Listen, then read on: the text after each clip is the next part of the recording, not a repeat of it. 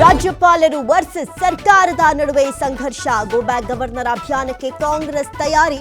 ಇತ್ತ ಮುಂದುವರೆದ ಕಾನೂನು ತಜ್ಞರ ಅಭಿಪ್ರಾಯ ಸಂಗ್ರಹ.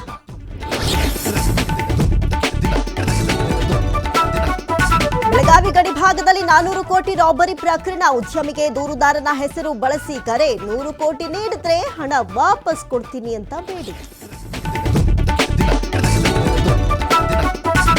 ಮಂಡ್ಯದಲ್ಲಿ ಗುಜರಿ ಅಂಗಡಿಗೆ ಆಕಸ್ಮಿಕ ಬೆಂಕಿ. ಧಗಧಗನೆ ಹೊತ್ತಿ ಉರಿದ ಪ್ಲಾಸ್ಟಿಕ್, ಆಲೆಮನೆ ಸರಕು, ಲಕ್ಷಾಂತರ ಮೌಲ್ಯದ ಯಂತ್ರೋಪಕರಣ ಸುಟ್ಟು ಭಸ್ಮ.